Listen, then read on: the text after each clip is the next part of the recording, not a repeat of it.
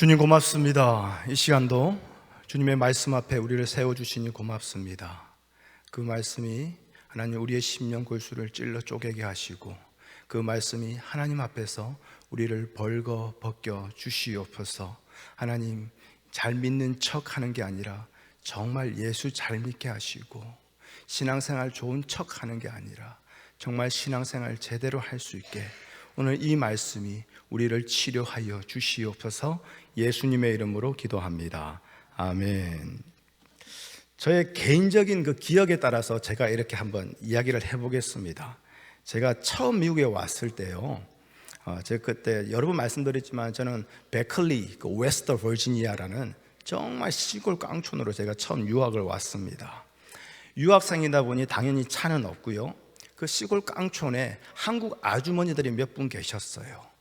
그 한국 아주머니들이 한 2시간을 운전해서 가는 한국 교회를 같이 다니시는 분들이신데 한국 유학생이 왔다고 하니까 서로가 김치 들고 오고 난리가 난 거예요. 그러면서 필요한 거 없나? 그러면서 월마트 가야 되면 데려다 주시고, 그래서 그 웨스트 버지니아에서 제가 한 10개월 정도를 살았거든요. 그때 저는요, 어떤 차든지 저는 안 타본 차가 없습니다. 링컨에서부터 시작해가지고 한국의 그 연예인 차 있죠, 밴이라고 큰 거, 연예인 밴, 그것도 타고 다니고요, 뭐 머세디 벤츠는 뭐 당연히 타고 다니고요, 그리고 머스탱도 타보고요, 모든 차들을 다 타봤습니다. 그런데요, 참 재미난 걸 한 걸 발견했어요. 뭐냐면 어떤 차를 타든지 그 차에는 꼭 이게 있는 거예요. 사진 한번 보여주시겠어요? 그 차를 타면요, 꼭 미국 지도책이 다 있는 거예요. 저 책을 딱 펼치면요, 미국에 어디를 가든지 그 하이웨이, 로컬 뭐 그런 길들이 다 나와 있어요. 전체로 나와 있고, 그리고 각 주마다 어떻게 길이 되어 있고, 각 타운에는 어떻게 되어 있고, 심지어 어떤 책은 캐나다, 멕시코까지 그렇게 길들이 딱 설명되어 있더라고요. 그래서 저 책이 있어야만 아웃 오브 타운을 하고 어디를 가도 갔던 거예요. 길을 잃어버려도 저 책만 펼치면서 손가락으로 내가 여기쯤이니까 어디로 가면 되겠구나 하고 길을 찾아갔던 거예요. 그런데 얼마 지나지 않으니까요, 다음 사진 보여주시겠어요?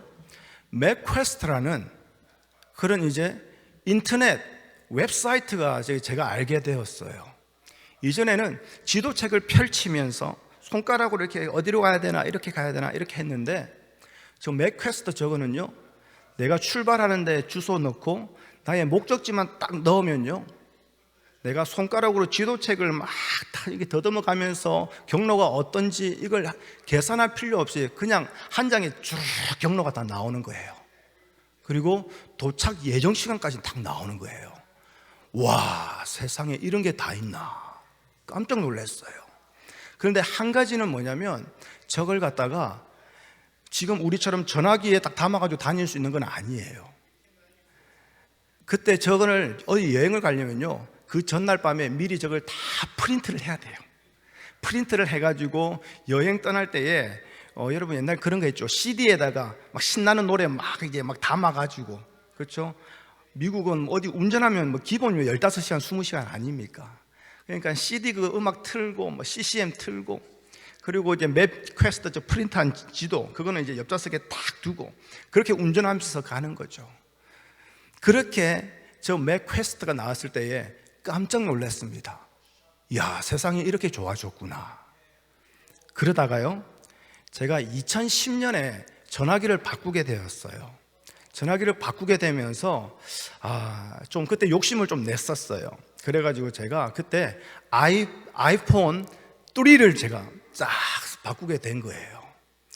보여주시겠어요? 아이폰 3 저거요, 전화기 안에 지도가 있는 거예요. 그래서 운전을 하고 가다가도 내가 어디를 가야 되는데 그 경로만, 그 목적지만 치면요, 바로 맥퀘스트, 집 안방에서만, 컴퓨터에서만 보일 수 있는 지도가요, 이제는 내 손에 보이기 시작하는 거예요. 이야, 이거 진짜 놀라운 세상이다. 그리고 옛날에 맥퀘스트는 내가 가야 되는 목적지의 주소를 아니면 그 비즈니스 이름을 정확하게 알아야 돼요. 그런데 아이폰 3 저기에는요, 그냥 근처에 타겟이 어딨나 그것만 치면 근처에 있는 타겟이 다 나오는 거예요. 그렇죠? 스타벅스가 어딨나 그러면 다 나오는 거예요. 그러면 그걸 그냥 클릭해가지고 경로 탐색하면 바로 거기서 가는 길이 쫙 나오는 거죠. 이야, 세상 진짜 좋아졌다. 그러면서 제가 아이폰 3로 그렇게 이제 운전할 때 종종 도움을 받고 했습니다.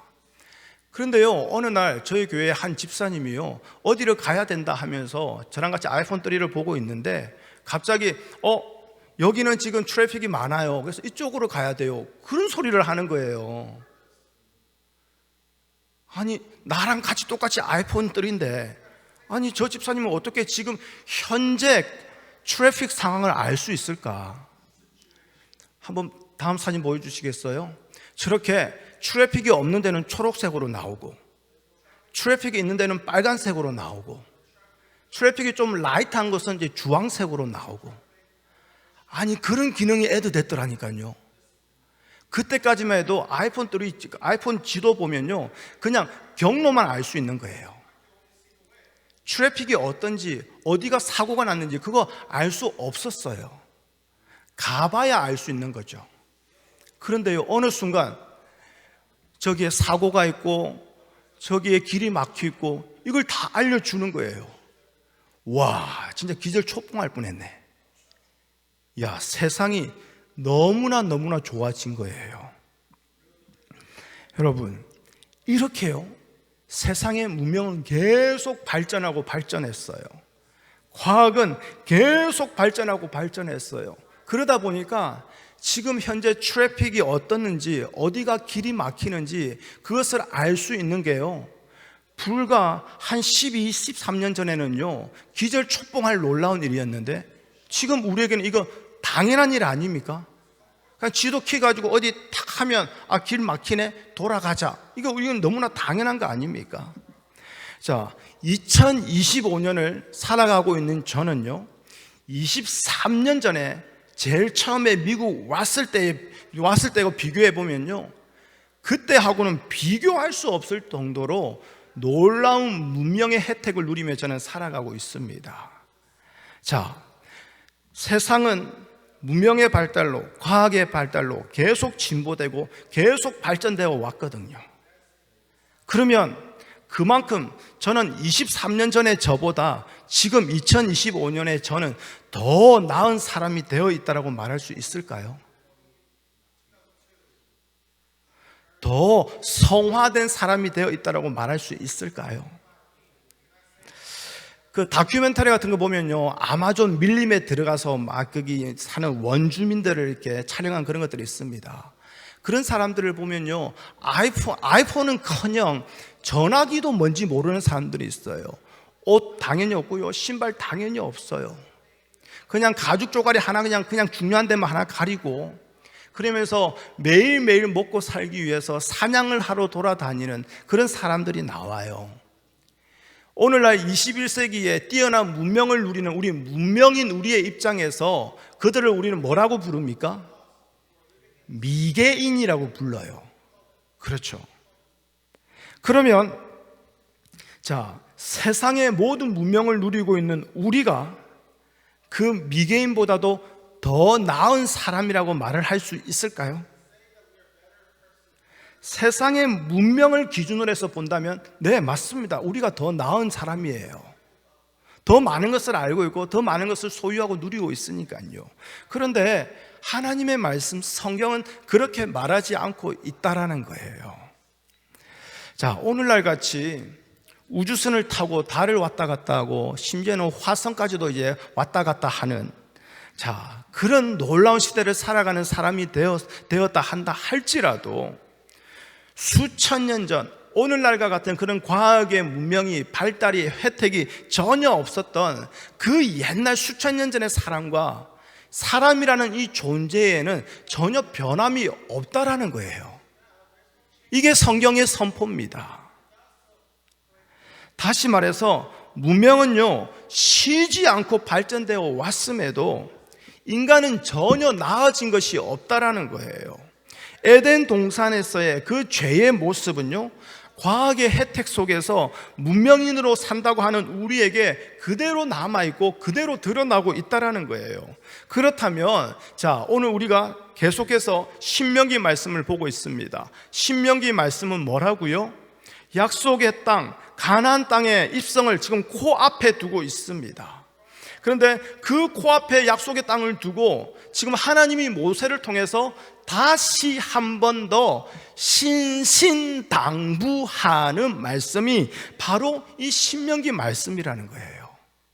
그러면 이 신명기 말씀은 물리적으로 보면 수천 년 전에 선포된 말씀이지만 수천 년 전에 그 이스라엘과 전혀 달라진 것이 없는 오늘 우리에게 여전히 2025년에 선포되고 있는 말씀이라는 거예요. 그래서 이 말씀이 오늘 나와 상관없다라고 말할 수 없는 거죠. 제가 이 말씀을 굳이 오늘 이렇게 언급하는 이유는 오늘 등장하는 인물들을 보면 알 수 있습니다. 자, 오늘 말씀을 보면요, 누가 나옵니까? 점쟁이 나옵니다. 그리고 길흉을 말하는 자, 요술자, 무당, 진언자, 신접자, 박수, 초혼자가 이게 등장하고 있어요.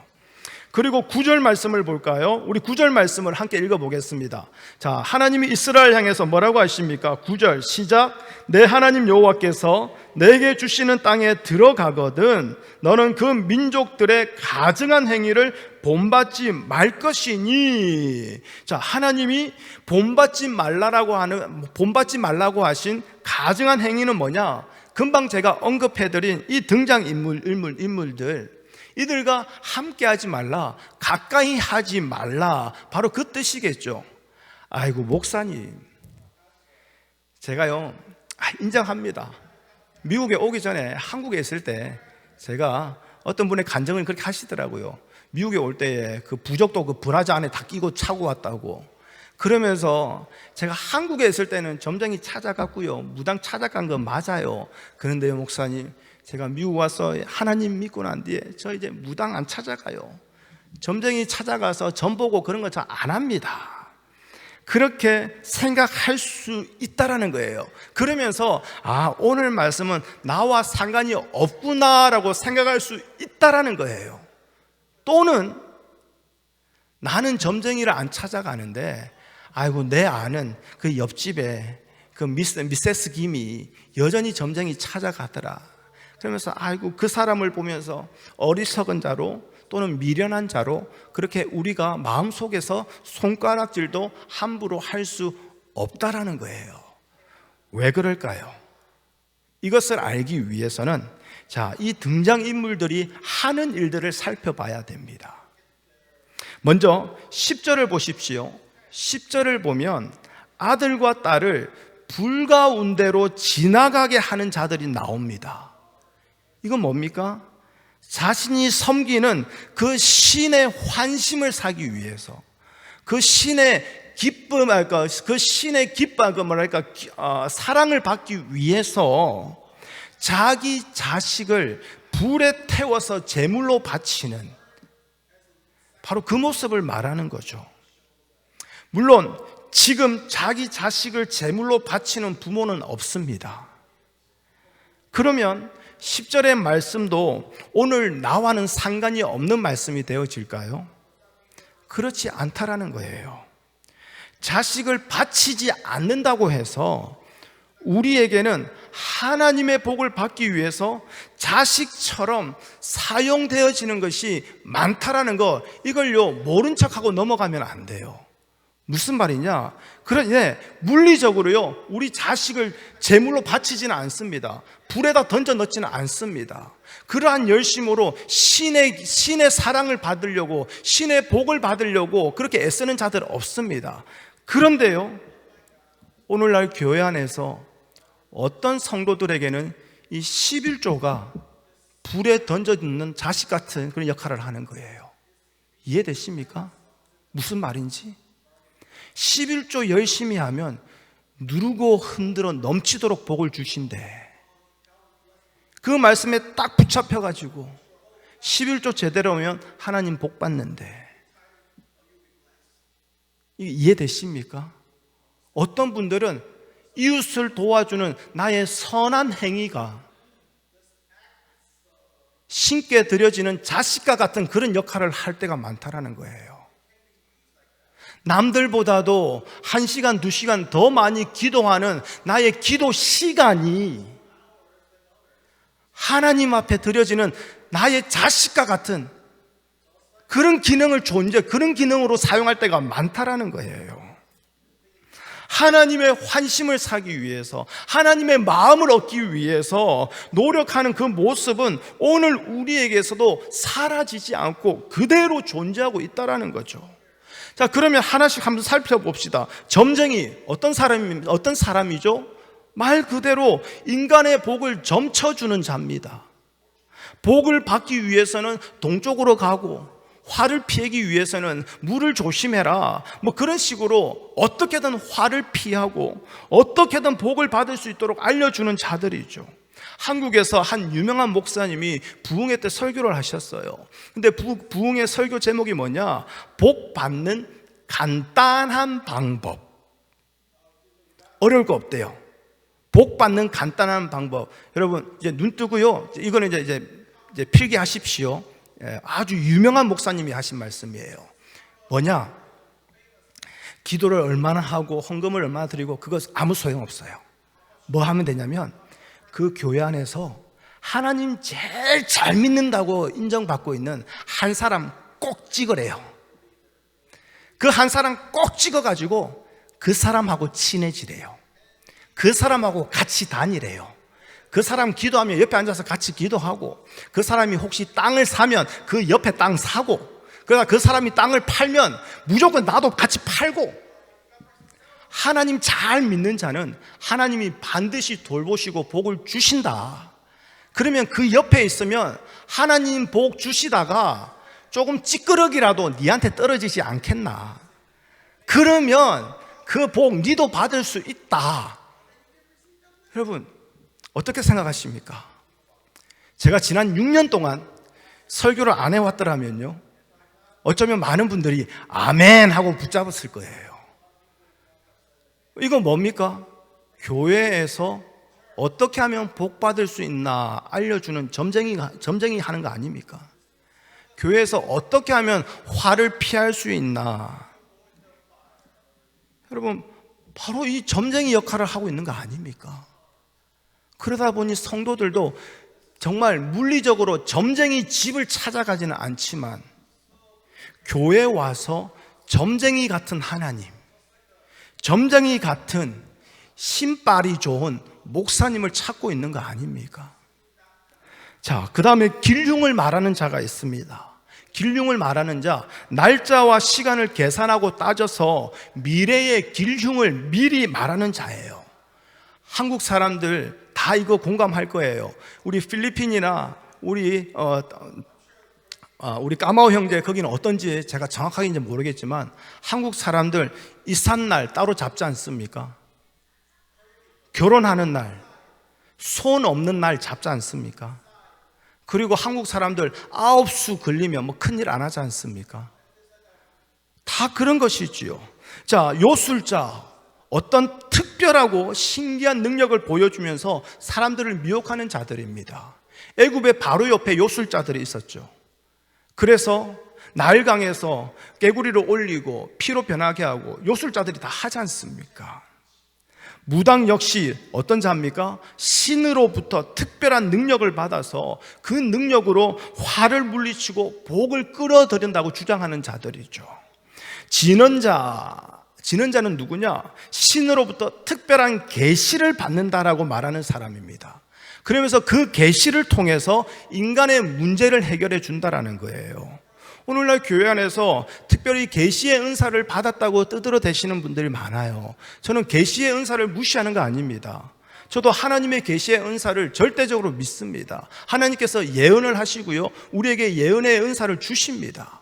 그런데 문제는 뭐냐면 예언의 은사를 받았다고 하는 사람들이 하나같이 뭐 하냐면 성도들이 기도 받으러 오면 그들의 사업이 어떻게 될 건지, 그들의 자녀가 어떻게 결혼하게 될 건지, 그들의 자녀가 어느 직장을 가야 좋을지, 그걸 말하고 있다는 거예요. 여러분, 사도행전에 보면 주의 성령이 임하고 각기 많은 사람들이 자기 방언으로 하나님의 방언으로 말을 하기 시작합니다. 근데 그 방언의 내용이 뭡니까? 하나님이 하신 크신 일들을 말하더라, 이거 아닙니까? 예언은 하나님의 행하시는 크신 일들을 말하는 거예요. 그것이 우리 삶 가운데에 어떻게 다르게 적용되고 다른 모습으로 보여질 수 있겠으나, 예언은 내 사업이 잘 되고 어디로 가면 내 자녀가 결혼을 잘하고 그걸 말하는 것이 아니라는 거예요. 자, 그런 자들이 오늘날 교회 안에서 영빨 좋다라고 대접받고 있지 않냐 이 말이죠. 자, 신접자가 나옵니다. 신접자. 오늘 흔히 우리는 이제 영매라고라도 말을 하는데요. 죽은 자의 영혼을 불러서 미래의 그 일들을 미리 알려준다고 하는 자들이에요. 그리고 자, 박수 말해서 이제 쉽게 말해서 남자 무당이에요. 여자는 무당이라고 하고 남자는 박수라고 하죠. 그리고 초혼자라고 합니다. 초혼자는 누구냐? 죽은 귀신의 영을 마음대로 초청할 수 있다라고 말하는 자예요. 그러니까 이게 신접자하고 비슷하죠. 그래서 신접자하고 어떤 곳에서는 동의어로 이렇게 사용되기도 합니다. 죽은 영을 불러내어서 그 힘으로 앞으로의 일을 미리 예언하는 자들이죠. 자, 지금까지 조금 지루했지만 이러한 사람들이 어떠한 일을 하는지 하나하나 말씀드렸습니다. 그리고 하나님은 이런 자들을 용납하지 말라라고 말씀하시는 거죠. 그러니까 이에 대해서 우리는 어떻게 이해를 하느냐? 이들은 아마도 우상을 섬기는 대표적인 인물들이기 때문에, 예수님의 수제자가 있다면 베드로라면 이들은 귀신의 수제자들이니까 이들하고 엮이면 안 좋아. 그래서 우상을 섬기는 대표적인 이런 사람들과 함께 하지 않는 것. 그래서 우리는 하나님 앞에서 이런 자들을 용납하지 않았다라고 떳떳하고 당당한 마음으로 하나님 전 아닙니다 라고 말할 수 있는 거죠. 그러면 정말 우리가요, 점쟁이를, 신접자를, 초혼자를 우리 가운데 용납하지 않고 있을까요? 어떻게 생각하십니까? 우리가 한 가지 간과하지 말아야 할 게 있는데요. 그게 뭐냐면 이들이 하는 일이라는 거예요. 제가 하나 짧게 설명드렸습니다만은 이들이 하는 일은 결국 뭡니까? 인간의 복과 연결되어 있어요. 그렇죠? 화는 될 수 있는 대로 피하고 복은 어떻게든 끌어들여 보겠다라는 그 마음 아닙니까? 이게 뭡니까? 인생의 화와 복을 하나님께 맡기는 것이 아니라 내가 내 힘으로, 내 손으로 조절해 보겠다, 해결해 보겠다, 바로 그 인간의 발상을 말하는 거죠. 세상이 복을 원하는 것은 세상에 대한 그 탐욕이 아직 죽어지지 않았기 때문에 그런 거예요. 우리도 그러하지 않습니까? 비록 오늘 우리가 세상 모든 욕망과 나의 모든 정욕은 십자가에 이미 못을 박았네 라고 하지만 솔직히 우리 여전히 세상에 기대를 걸고 있지 않습니까? 그러니까 세상에서 어떻게든 실패하지 않기 위해서, 세상에서 성공하고 더 가지기 위해서 어떻게든 아둥바둥 발부둥 치면서 살아가는 거 아닙니까? 그러니 일이 잘 안 될 때에는 화에서 벗어나서 복으로 들어갈 수 있는 길이 뭘까? 그게 지금보다도 기도의 시간을 더 늘리면 되는 것일까? 11조를 보다 더 제대로, 마지막 펜이 하나까지 제대로 하면 되는 것일까? 교회 나와서 더 많이 봉사하면 되는 것일까? 등등. 우리의 이 본질적인 욕망이 교회에서 드러나고 있고 하나님을 대하는 우리의 신앙의 태도 안에서도 그대로 보여지고 있지 않느냐 이 말인 거죠. 여러분, 교회는요, 나 같은 자를 죽음에서 건지신 하나님의 구원의 은혜와 사랑을 발견하고 그 은혜로 살아가는 자들의 모임입니다. 모든 것이 은혜, 은혜, 은혜, 한없는 은혜라고 찬송하시고 고백하시는 성도라면요, 우리에게 좋은 일과 나쁜 일의 구별은 없어야 맞는 거 아닙니까? 여러분, 이거 다시 한번 더 생각해 보십시오. 모든 것이 하나님의 은혜라고 말하는데 왜 우리는 좋은 일과 나쁜 일을 구별하고 있을까요? 왜 어떤 일을 가지고 복이라고 말하고 어떤 일은 화라고 말할까요? 세상은 화라고 말하는 좋지 않은 일이 성도인 우리에게는 하나님께서 우리를 가르치시고 깨닫게 하셔서 생명으로 인도하시는 하나님의 일하심이 되어지기 때문에 그런 거 아닙니까? 그러니 잘 되면 복이고 안 되면 저주라는, 안 되면 화라는 그 세상의 기준으로 살아가는 것이 아니라 오직 예수 안에서 주님의 은혜에 붙들린 채에 땅의 것이 아니라 위의 것을 사모하면서 천국으로 이끌려가는 그 성도의 삶이 되었다라는 거, 그 자체가 복인 줄 알고 그 복으로 감사하고 기뻐하며 살아가는 인생이 되었기 때문에 더 이상 무당을 찾고 점쟁이를 찾고 신의 환심을, 신의 이쁨을 받기 위해서 자식을 바치는 그런 일을 할 필요가 없어지게 되는 것이지요. 그런데 우리는 자꾸 하나님을 무당으로 만들어 놔요. 하나님을 점쟁이로 만들어 놓고 있어요. 하나님의 영광을 위해서라고 그런 말은 하지만 나에게 복이 된다고 하니까 하지 않습니까? 나 그렇게 하면 화를 면할 수 있다고 하니까 하고 있지 않습니까? 여러분, 이게 어디로까지 연결되냐면요, 내 삶에 일어나는 일들을 계속 하나님과 연관을 시켜요. 무슨 말이냐? 안 좋은 일이 있으면, 근데 여기서 안 좋은 일도 내가 기준이에요. 하나님이 기준이 아니라 내가 기준이 되어서 그 일은 좋고 안 좋고가 결정이 나죠. 그래서 나에게 안 좋은 일이 있으면 우리 바로 계산합니다. 어떻게 해요? 내가 그때 주일 안 지킨 것 때문에 그렇나? 내가 그때 11조 떼어 먹은 것 때문에 그렇나? 아니면 요즘엔 내가 기도 생활이 줄어들어서 그렇나? 그러면서 자꾸 나에게서 원인을 찾아내려고 합니다. 왜요? 내가 섬기는 하나님은 어떤 분이세요? 내가 잘하면 복 주고 내가 못하면 화를 내리시는 이방신들 중에 가장 큰 분이 하나님이기 때문에 그런 거 아닙니까? 여러분, 제가요 이상한 말씀 드릴게요. 이상한 말씀 드릴 텐데요, 여러분 잘 들어주세요. 오해하지 마시고요. 제발 잘하려고 애쓰지 마십시오.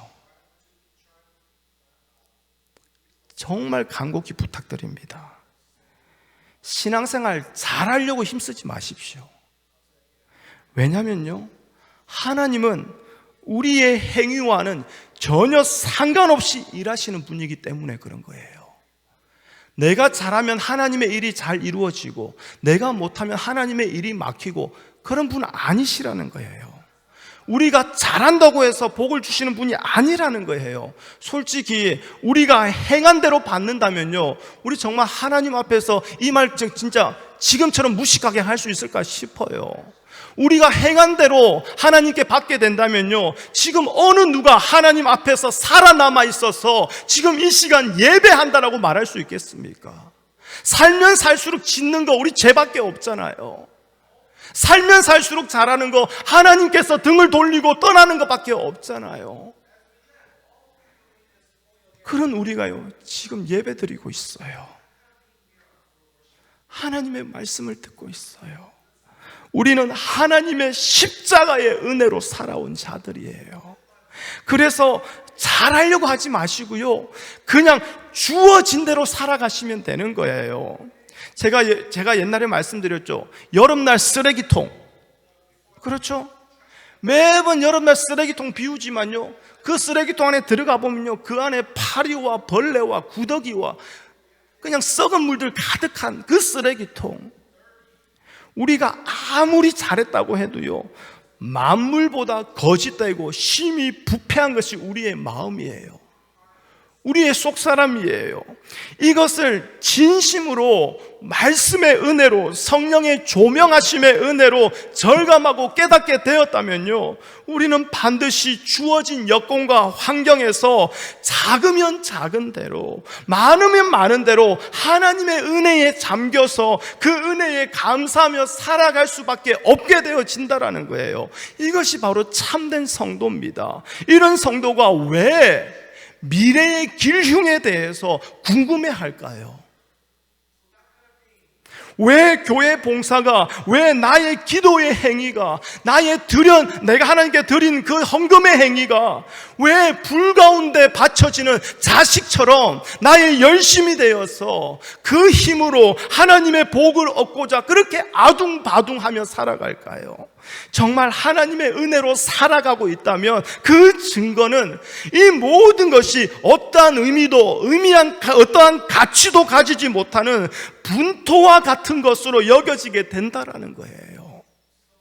그러니 못 가졌다면 못 가진 것 속에서 하나님의 은혜로 살아가는 모습을 드러내면 되는 것이고요, 많이 가졌다면요, 많이 가졌다고 해서 교만하지도 않고 힘을 자랑하지도 않고 모든 것이 오직 하나님의 은혜라는 그 고백으로만 살아가면 되는 거예요.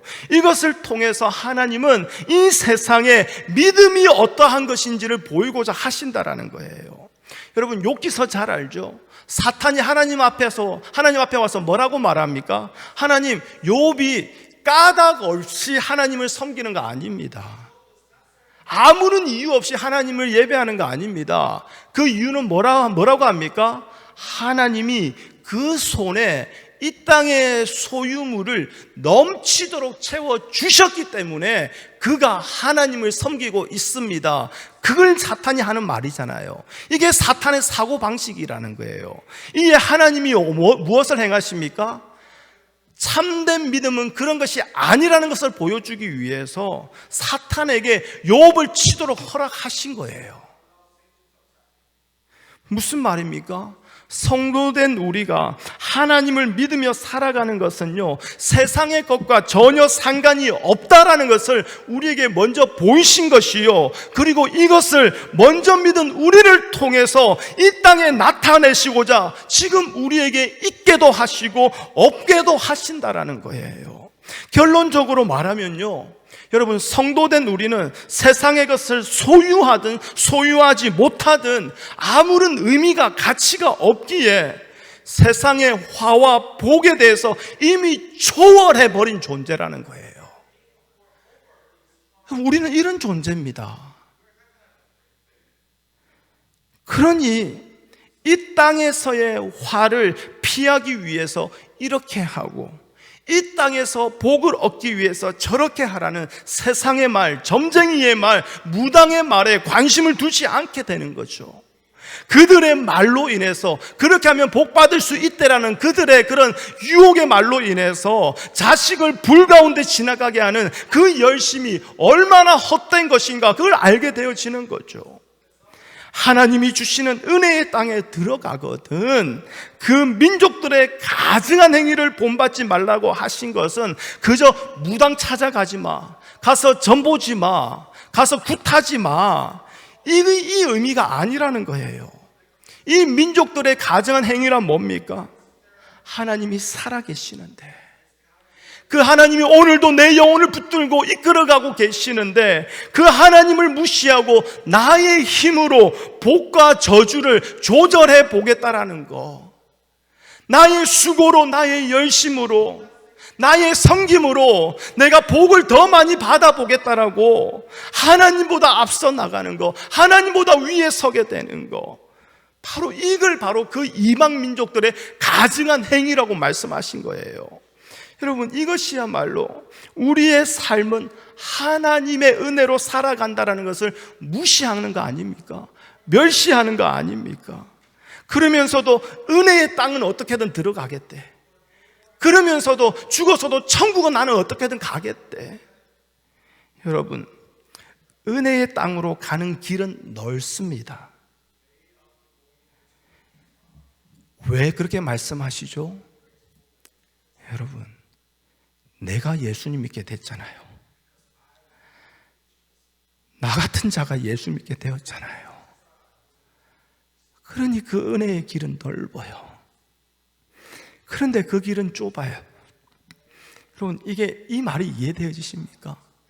누구든지 주의 이름을 부르는 자가 구원을 얻는다고 말씀했습니다. 누구든지 그 길은 넓어요. 근데 주의 이름을 부르는 자가 없다라는 거예요. 나 같은 자가 하나님의 은혜를 받았어요. 그 길은 넓은 거예요. 그런데 그 약속의 땅은 철저하게 하나님의 은혜의 법칙으로만 살아가야 하는 땅이기 때문에 그 은혜의 땅에서 가증한 것은 뭐가 되겠습니까? 사람의 힘을 의지하는 것, 나의 행위를, 나의 수고를 높이며 하나님 앞에 들고 나와 인정받기를 원하고, 하나님 기뻐하시니 복 주세요, 나에게 안 되시면 내 자녀에게라도 해주세요. 여러분, 이게 가증한 행위라는 거예요. 그런데 이것이 우리의 힘으로 포기되어지지 아니하니 이것이 바로 그 길이 좁다라고 말하는 거예요. 이것이 우리의 힘으로 어찌할 수 없으니 주의 이름을 자기의 힘으로 부르는 자가 없다라는 거예요. 우리가요, 더 이상 지도책을 들고 다니지 않아도 되는, 손에 있는 그 컴퓨터 하나로 모든 것을 다 해결할 수 있는 놀라운 시대를 살아가고 있다 할지라도요, 이전에 비해서 형편이 좋아지고 여유가 생겼다 한다 할지라도요, 자기 행복, 자기 유익, 자기 기쁨을 위해서 하나님으로부터 떨어진 채 살아가는 우리의 죄는요, 아담의 때나 지금이나 다를 바 없이 그대로지 않습니까?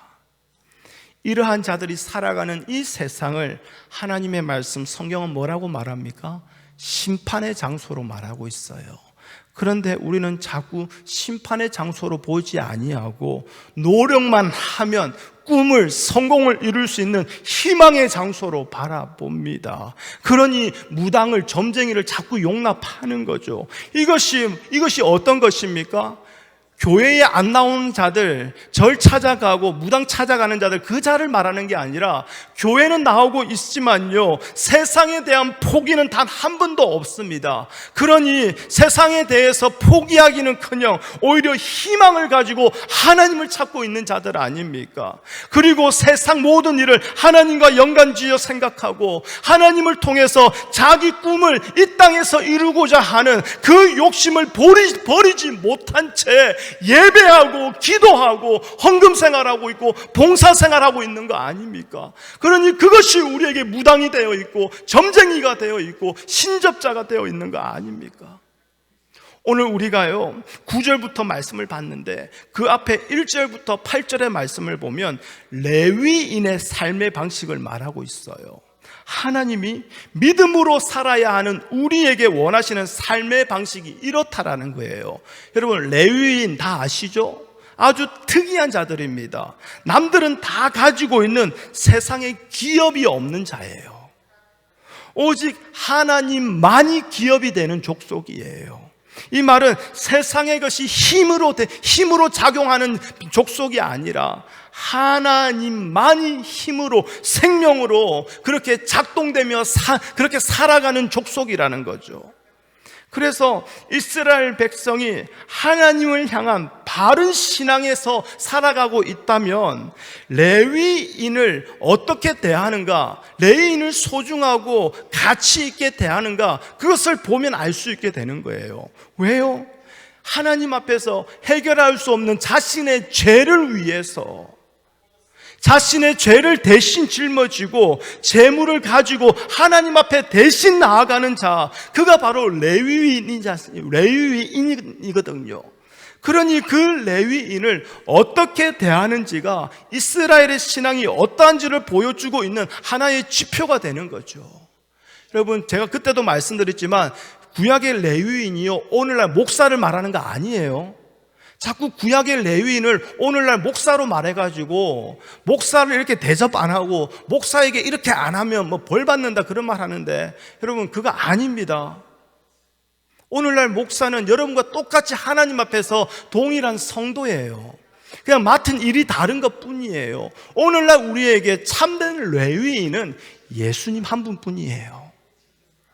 예수님 한 분만이 우리에게 완전한 제사장이 되시고 완전한 희생 제물이 되셔서 그 예수님을 통해서 우리가 하나님께 나아가게 되어지는 거거든요. 그래서 그 예수님이 나에게 정말 소중한 분이시고 나에게 정말 귀한 분이시라면 우리가 어떤 형편이라 한다 할지라도 그 예수님을 우리의 왕의 자리에 모시고 우리의 주인의 자리에 모시면서 그 예수님만을 따라가려고 애를 쓰지 않겠느냐 이 말입니다. 그런데 바른 신앙으로 살아가지 못한다면 자연히 예수님께 대해 관심도 없어지는 거 당연한 것이지요. 예수님을 따르는 그 좁은 길에 대해서도 감각이 없어지는 거예요. 그러면서 오직 내가 받을 복에만 관심을 두고 있으니 어느 순간 십자가는 사라지고 복만 추구하고 따라가는, 그렇게 하나님을 찾는 무당과 점쟁이가 가득한 교회가, 종교 생활이 이루어지는 그러한 인간의 집단이 되어져 버리는 것이고, 그런데 그것조차도 무감각하여서 그렇게 인생을 술에 취하여서 낭비하고 있는 그런 자들이 많다라는 거예요. 여러분, 정말 부탁드릴게요. 하나님의 은혜가 여러분의 삶에 있기를 바랍니다. 이미 하나님의 은혜가 여러분 삶에 있습니다. 그 은혜를 발견하시기를 바랍니다. 그 은혜를 다시 되찾기를 원합니다. 세상의 헛됨을 알게 하시는 하나님의 은혜, 그래서 헛된 세상에서 헛된 것을 붙들기 위해서 그렇게 십자가의 은혜로 불러주시고 품어주시고 살게 하신 이 인생을 세상에 취하여서 낭비하지 않기를 바랍니다. 오직 성령의 충만함으로 헛되지 아니한 유일한 분 예수 그리스도만을 생명으로 삼고 살아가시기를 바랍니다. 그래서 그 길은 좁습니다. 아무나 가지 못합니다. 그런데 그 길이 우리에게 안식이 되며 평안이 되는 것이지요. 여러분, 오늘 우리는 그 길로 인도받는 자들입니다. 무당과 점쟁이는 다 사라지고 오직 주님의 말씀만이 세워져 있는 그곳을 우리가 걸어가고 있다라는 거, 그것으로 인도받고 있다라는 거, 이것만으로도 우리의 범사에 감사가 되어지는 하나님의 자녀로 회복되어지고 살아갈 수 있기를 바랍니다. 우리 마지막 한 절, 우리 말씀 한 구절을 함께 읽어볼까요? 디모데후서 4장 22절입니다. 함께 읽습니다. 시작. 나는 주께서 내 심령에 함께 계시기를 바라노니 은혜가 너희와 함께 있을지어다. 아멘.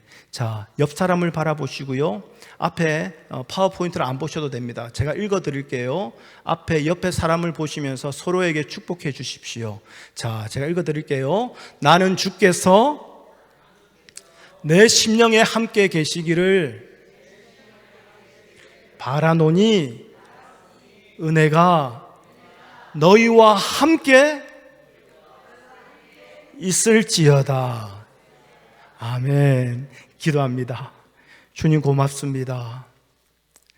하나님의 약속의 땅에 들어가거든 점쟁이를, 무당을, 신접자를, 초혼자를 가까이 하지 말라라고 하십니다. 그들의 가증한 행위를 따라하지 말라라고 하십니다. 그저 전보로 가지 않는 것, 무당을 찾지 않는 것을 말씀하시는 것이 아니라 인생의 좋은 일과 나쁜 일을 내가 구별하고 그 인생의 복과 저주를 내가 조절하며 내가 하나님 앞에서 들고 나온 것으로 이루어 보겠다고 하는 하나님, 이 가증한 행위가 하나님 우리의 삶 속에서 온전히 무너지게 허락하여 주시옵소서. 나 같은 자가 하나님의 은혜로 말미암아 하나님께 나아가는 그 길에 서게 되었습니다. 그런데 그 길에 서서 주의 이름을 부르는 것이 아니라 나의 행위를, 나의 수고를 부르며 찾고 그것을 하나님은 기뻐해 주셔야 한다라고, 그로 인해서 하나님은 나에게 좋은 것으로 보상해 주셔야 한다라고 하는 우리의 무지함을, 우리의 교만함을 주님 용서하여 주시옵소서.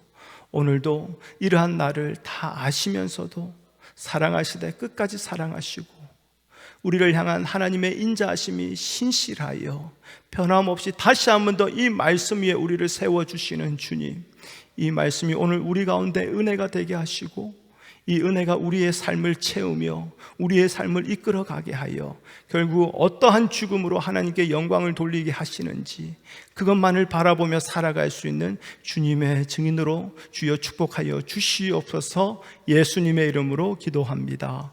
아멘.